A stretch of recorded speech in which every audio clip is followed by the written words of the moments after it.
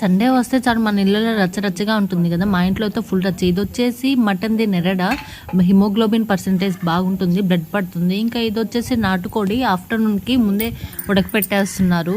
ఇంకా మార్నింగ్ టిఫిన్కి వచ్చేసి మటన్ కుక్కర్లో ఉడుకుతూ ఉంది. మా మామయ్యకి ఇడ్లీ మటన్ కాంబినేషన్ అంటే చాలా ఇష్టం, బట్ ఇడ్లీ పిండి సమయానికి ఇంట్లో లేదు. అందువల్ల మార్నింగ్ టిఫిన్ వచ్చేసి దోశ మటన్ కర్రీకి చేంజ్ చేసేసాము. ఇంకా కాలేదు, ఈలోపు కొన్ని దోశలు పోసేసి పనాంటీకి అయితే వేసి ఇచ్చేస్తాను. మా మామయ్య సండే మార్నింగ్ లేచినప్పటి నుంచి స్టార్ట్ చేస్తాడు, మార్నింగ్ ఏం తిందాం ఆఫ్టర్నూన్ ఏం తిందాం అని చెప్పి. మా మామయ్య నాన్ వెజ్ లవరు. వంట చేస్తూ ఖాళీగా కడుపు నుంచితే ఎలా, అది ఫీల్ అవుద్ది కదా. సో మధ్యలో ఏదో ఒకటి పడుతూ ఉండాలి నాకైతే. మొత్తానికి మటన్ కర్రీ అయిపోయింది. ఫస్ట్ దోశ వెళ్ళి మా మామయ్యకి పెట్టేశాను మటన్ కర్రీతో. ఆయన ఏం చెప్తారు వినండి. ఇప్పుడు చెప్పు మామయ్య, ఎలా ఉంది కూర? ఇట్లా చెప్పాలా,